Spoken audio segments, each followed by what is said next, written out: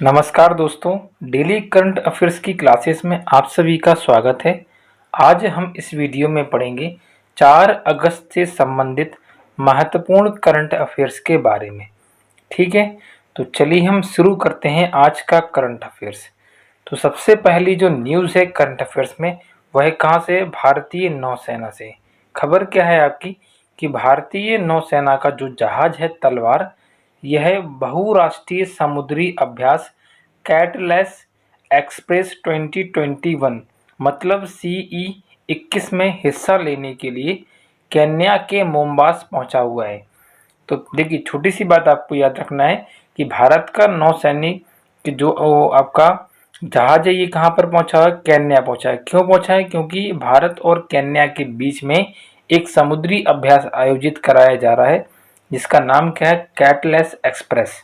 ठीक है, और ये आयोजित कराया जा रहा है 26 जुलाई से लेकर 6 अगस्त तक। ठीक है, तो दोनों बातें आपको इसमें तो ये याद रखना है।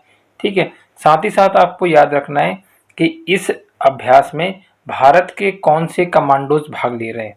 तो इस अभ्यास में भारतीय नौसेना के मैरीन कमांडोज, जिन्हें अपन मार्कोस के नाम से भी जानते हैं, ये क्या कर रहे हैं? इस अभ्यास में भाग ले रहे हैं।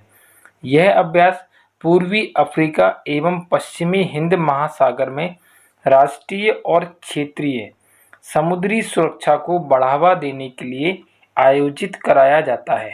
ठीक है, मतलब वहाँ पर पूर्वी अफ्रीका में और यहाँ पर पश्चिमी हिंद महासागर में, दोनों की जो तटीय रेखा हैं, उनके उनके क्षेत्र में सुरक्षा को बढ़ावा देने के लिए इसको हम क्या करते हैं? आयोजित करवाते हैं। तो पेपर के लिए केवल इतना याद रखिएगा कि कैटलेस अभ्यास कौन से दो देशों के बीच में आयोजित कराया जाता है। तो इसका सही उत्तर क्या होगा?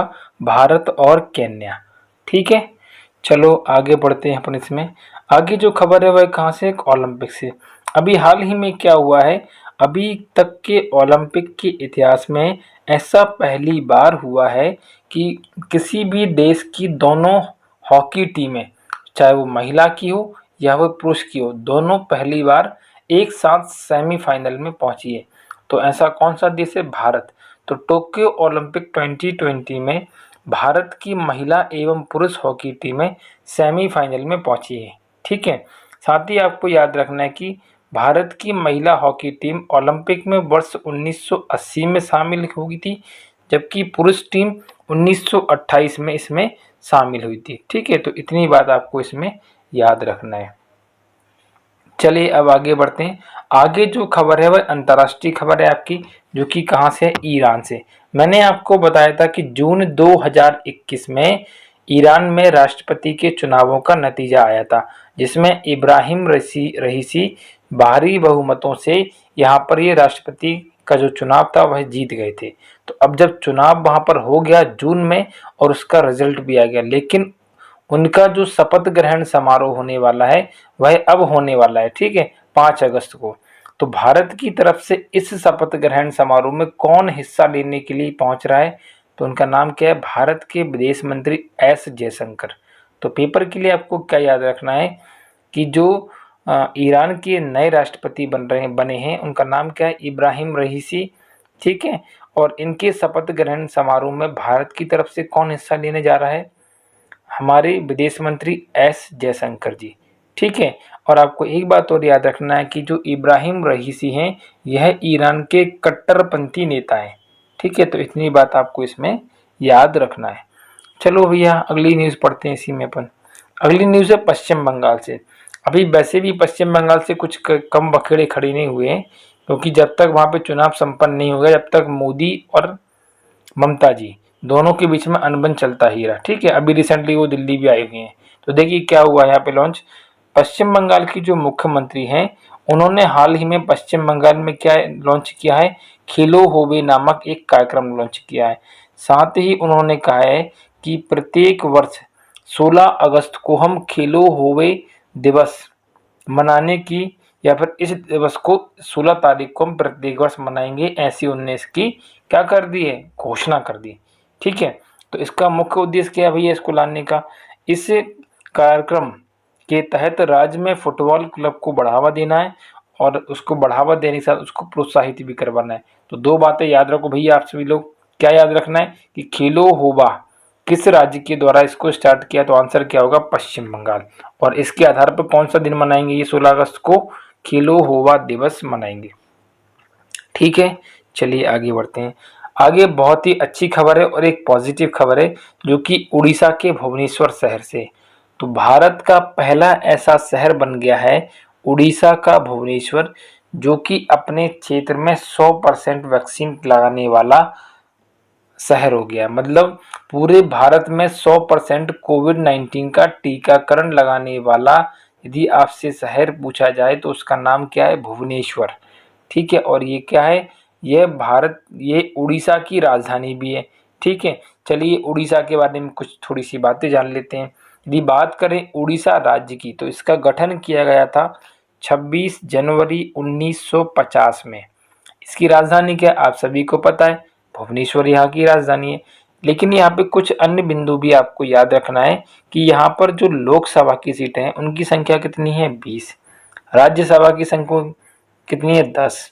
विधानसभा की सीटें कितनी है, 147। यहाँ पर कुल कितने जिले हैं, तो आंसर कितना होगा, 30 होगा। ठीक है, यहाँ के राज्यपाल, क्योंकि राज्यपाल पेपर में बहुत पूछे जाते तो नाम क्या होगा, गणेशी लाल। और यहाँ के मुख्यमंत्री कौन है, नवीन पटनायक जी। ठीक है, तो इतनी बात तो आपको इसमें याद रखना है। साथ ही साथ यहाँ का जो उच्चतम न्यायालय है, या उच्चतम नहीं, यहाँ का जो हाई कोर्ट है, उच्च न्यायालय, वह कहाँ पड़ता है, उड़ीसा में ही पड़ता है। ठीक है, जिसकी स्थापना 3 अप्रैल सन 1986 को की गई थी। और यहाँ के मुख्य न्यायाधीश का नाम क्या है, न्यायमूर्ति एस मुरलीधरन। तो भैया उड़ीसा से संबंधित इतने तो बिंदु आपको कम से कम याद रखना ही पड़ेंगे। चलिए अब आगे बढ़ते हैं। हाल ही में क्या हुआ है, भारत के प्रधानमंत्री नरेंद्र मोदी ने वीडियो कॉन्फ्रेंस के जरिए एक e voucher best digital payment solution e rupee launch किया है। अब देखिए जान लो भैया ई रुपया क्या है। ई रुपया क्या है कि यह एक ऐसा पेमेंट है, जैसे आपने सुना होगा यूपीआई, जिससे हम आपस में क्या करते हैं, पहले मोबाइल नंबर से अपना अकाउंट लिंक करवाते हैं और उससे अपना यूपीआई क्रिएट करते हैं अकाउंट अपने मोबाइल में एप्लीकेशन की सहायता से, और आपस में पैसों का आदान प्रदान करते हैं। तो ऐसे ही भैया ये आने वाली है। तो ठीक है, तो ई रुपी किससे संबंधित है, यह एक डिजिटल पेमेंट को बढ़ावा देने से संबंधित है। इसके जरिए कैशलेस एवं कॉन्टैक्टलेस पेमेंट होगा। मतलब आपको पैसे निकालने भी नहीं पड़ेंगे और आपके खाते में पैसे पहुंच जाएंगे। तो पेपर के लिए क्या याद रखना कि ई रुपी किसके द्वारा लॉन्च किया गया है, तो आंसर क्या होगा, प्रधानमंत्री नरेंद्र मोदी के द्वारा इसको लॉन्च किया गया है। यदि बात करें कि ई रुपी, तो यह एक प्रीपेड ई वाउचर है। कैसा है, प्रीपेड। ठीक है, इसमें क्या होता है, इसे National Payment Corporation of India, जिसे अपन क्या बोलते हैं, एनपीसीआई, एन मतलब नेशनल, पी मतलब Payment, C Corporation of India के द्वारा विकसित किया गया या फिर इसको जारी किया गया। तो 2 बातें हैं, ई रुपी किसने लॉन्च किया है, भारत के प्रधानमंत्री नरेंद्र मोदी में, और इसको विकसित या इसको फॉर्म किसने किया है, तो एनपीसीआई के द्वारा इसको बनाया गया है। ठीक है, चलिए अब कुछ बातें यूपीआई के बारे में भी जान लें, क्योंकि यूपीआई भी आपके लिए इम्पोर्टेंट है। देखिए यूपीआई का जो फुल फॉर्म होता है वह क्या होता है, यूनिफाइड पेमेंट इंटरफेस, हिंदी में कहते हैं एकीकृत भुगतान अंतरा पृष्ठ। बहुत अजीब व गरीब नाम है हिंदी में, इससे अच्छा आप तो इंग्लिश में याद रखिए, यूनिफाइड पेमेंट इंटरफेस। ठीक है, यूपीआई का फुल फॉर्म होता है।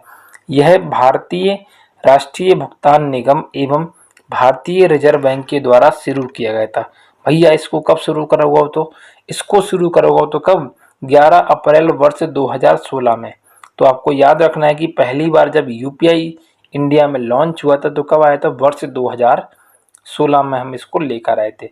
इस ऑनलाइन भुगतान में वर्चुअल पेमेंट एड्रेस वीपीए या यूपीआई आईडी बीपीए से जुड़े खातों से पैसे को भेजने और मंगवाने का एक नया तरीका होता है, जो कि थोड़ी देर पहले मैंने आपको बताया था। देखो ऐसे इमेज में भी आपको दिख रहा है यूपीआई। तो इस प्रकार से आप जब पैसे ट्रांसफ़र करते हैं तो ऐसा साइन बना आता है उसमें। ठीक है, तो मोबाइल नंबर से पहले खाते को लिंक करवाइए, फिर इसके जैसा जरिए अपने खाते को जोड़िए और उसका यूपीआई क्रिएट कीजिए, और अपने पैसों को आराम से ट्रांसफ़र कीजिए। यदि आपके पास पैसे हैं तो, नहीं है तो भैया कुछ नहीं है।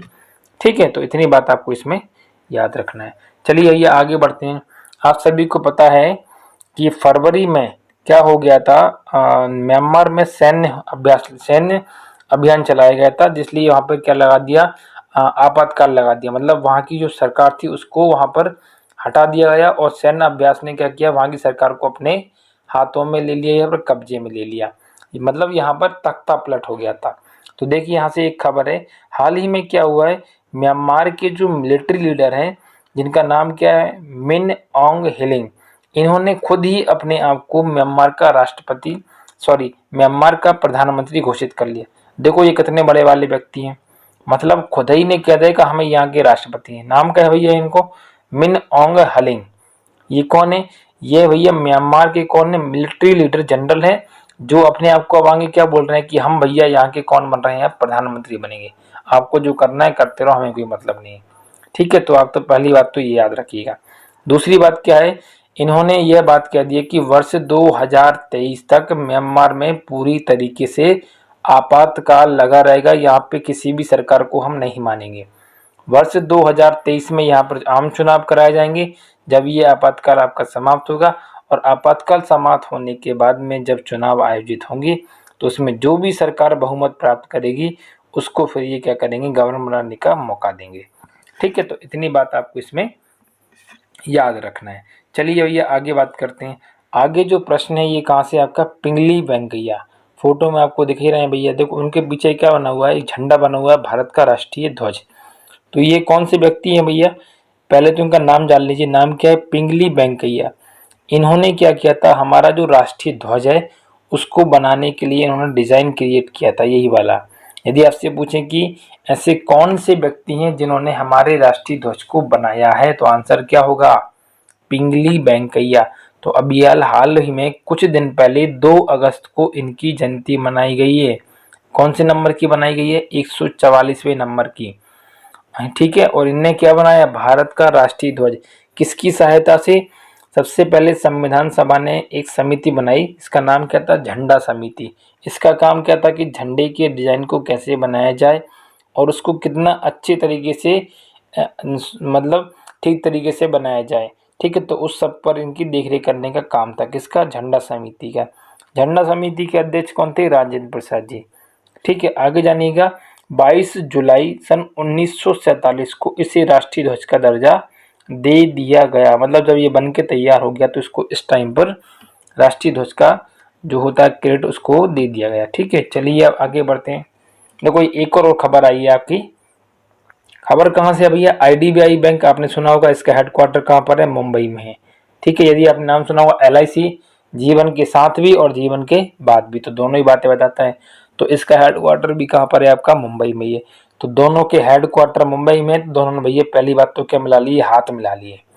तो पेपर के लिए क्या याद करना कि जो IDBI बैंक होती है वह और LIC जो होती है, दोनों ने तो हाथ मिला लिए। क्यों दोनों ने हाथ मिलाए हैं, कि दोनों ने हाथ मिलाकर एक विशेष प्रकार का क्रेडिट कार्ड लॉन्च किया है। मतलब जैसे आपने 3000 रुपये, ये क्रेडिट कार्ड जो होगा इसकी जो वैधता होगी वह 2 साल होगी। ठीक है, जैसे आपने 3 या 4000 रुपये का सामान खरीद लिया और आराम से आप उसकी EMI बनवाइए और आराम से उसको पे कीजिए, तो उसके लिए इसको स्टार्ट किया गया है। ठीक है, तो इनने क्या किया है, IDBI बैंक एवं LIC ने मिलकर 2 नए रुपए क्रेडिट कार्ड को लॉन्च किया, जिनका नाम क्या है, एक है ल्यूमाइन प्लेटिनम क्रेडिट कार्ड और दूसरा क्या है, एक्लेट क्रेडिट कार्ड। तो दोनों नाम आपको याद रखना है।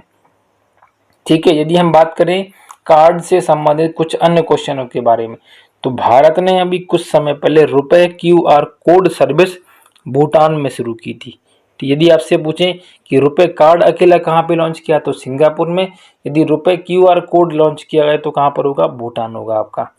ठीक है, आगे आपसे क्या पूछा गया है कि हाल ही में RBI ने अमेरिका की एक कंपनी जिसका नाम क्या था, वीज़ा, इस पर क्या लगा दिया अभी कुछ समय के लिए बैन, क्योंकि इसके पास इनके जितने भी कंज्यूमर होते हैं, जितने भी ग्राहक होते हैं, उनका डेटा इनके पास में नहीं पाया गया। तो उस आधार पर इनने क्या कर दिया, RBI ने इन पर भी कुछ समय के लिए अस्थायी रूप से बैन लगा दिया है। ठीक है, तो इतनी बातें आपको इसमें याद रखना है कि IDBI और LIC ने मिलकर कौन सा कार्ड लॉन्च किया है, ठीक है। तो रुपए के द्वारा इसको जारी किया गया है। तो आपको कम से कम इतनी बातें इसमें याद रखना है, ठीक है। चलिए भैया, अब विदा लेते हैं आप सभी से। उम्मीद करते हैं कि आप इसको डेली पढ़ते होंगे, समझते होंगे और अच्छे से मेहनत करते होंगे। घर पे आप सुरक्षित होंगे और अपनी पढ़ाई में मेहनत भी कर रहे होंगे, ठीक है। तो चलिए मिलते हैं अगले करंट अफेयर्स की वीडियो में। तब तक के लिए आप सभी को नमस्कार, धन्यवाद।